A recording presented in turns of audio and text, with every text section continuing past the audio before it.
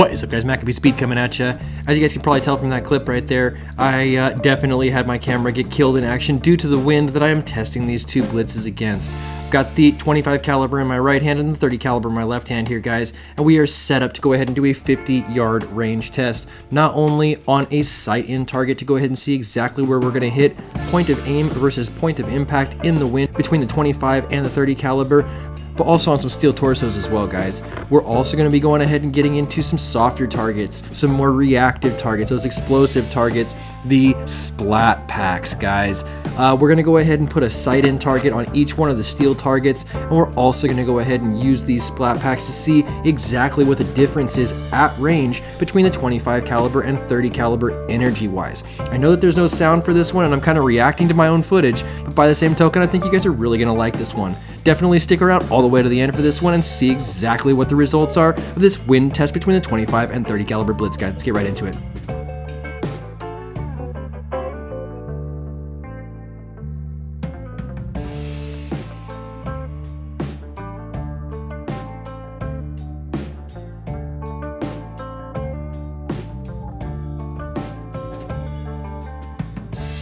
Starting out here, guys, we got the 25 caliber loaded up. We've also got the 25 caliber loaded up with some very plain Jane ammunition. This is the H&N Barracuda Domes. Nothing special, no fancy features, just something to get us downrange and get us on target. Got the heavier weight to try and battle the wind. We've also got that good classically defined dome shape for accuracy. Let's see what happens.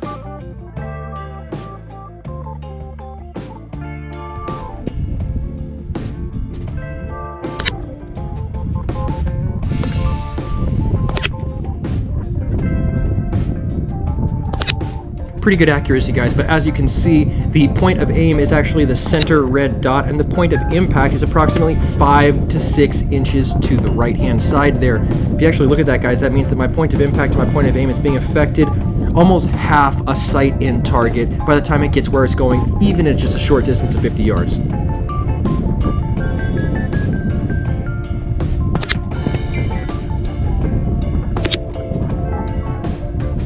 At this point, I'm pretty much looking downrange and seeing how repeatable and also how predictable these H&N Barracudas are at 50 yards, even in this heavy wind.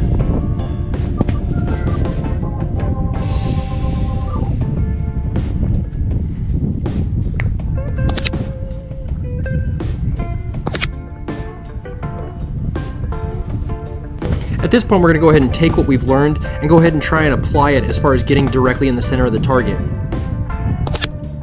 Dead nuts. At this point, I get excited and start to forget about my basic mechanics, but by the same token, you guys can see the math that was able to be acquired just by the use of the sight-in target itself, and then how we were able to put that information to use. That final shot there, definitely a flyer, guys, and the only flyer that we had in the entire bunch. Not necessarily a huge deal, but definitely something to pay attention to. Moving on to the 30 caliber, guys. Now, as you can see, the 30 caliber is much less affected by wind, but the point of aim is the center of the target. The point of impact is roughly the center of the target. There could be a little bit more zeroing of the scope to go ahead and dial this in, but by the same token, we're moving against the wind as far as our placement versus our point of aim. So I know that these are resisting the wind far better than the 25 caliber was able to show us.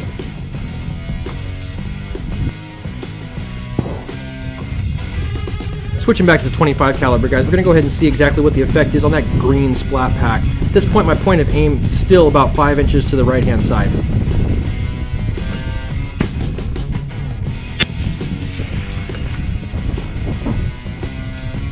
Now we're adjusting at this point for that based on the fact that the wind is obviously moving left to right.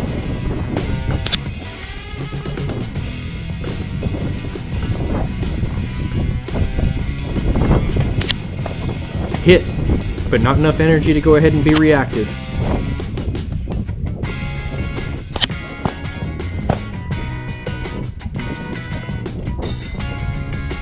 It's far enough away to where I'm starting to question whether or not we actually scored some hits here, guys, but by the same token, I thought I saw it move in the scope, and my spotter kind of confirmed what I was seeing as far as a small hole in the front of that splat pack, but no real reaction because there's just not enough energy to use a firearms-based target system with an airgun at this range.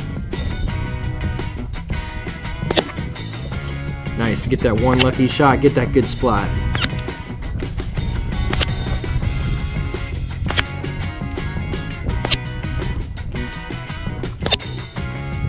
At this point, we're making the transition to the 30 caliber, but before we do, we have to clear what's left in the 25 caliber. Someone asked me to do some offhand shooting. Boom, got him, 50 yards, offhand with the propane tank. Gonna move on to the pink splat pack here on the left-hand side with 30 caliber Blitz. See exactly what happens as far as impact and energy are concerned. Hit. One shot, one kill on that one, gentlemen. But still not enough energy to truly be reactive. At this point, I go ahead and transition over to the green target and try and kill it as well. By the same token, I got a little bit overexcited and took more shots than I was hoping for there.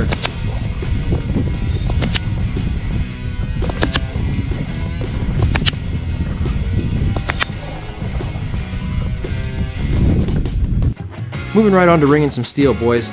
Got the 25 caliber Blitz up first with the steel silhouette targets out at the same exact distance that we just had our sight-in targets at.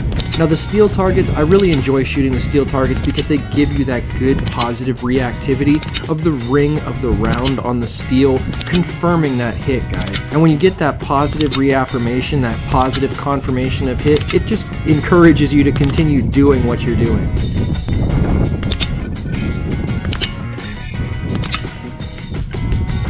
Moving on to the 30 caliber.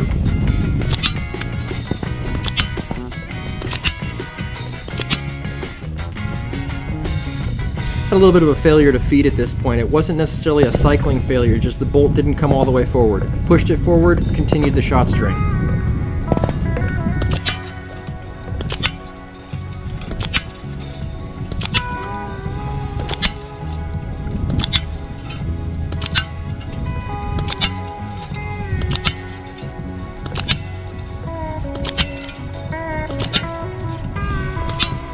Okay guys, at 50 yards we just went 18 for 19 with the 25 caliber Blitz and 16 for 16 with the 30 caliber Blitz. This is why I definitely think that the 400 yard goal with the Blitz in both calibers is possible on these size targets, just based on the fact that it's almost like I can't miss at 50 yards, even in these rough conditions.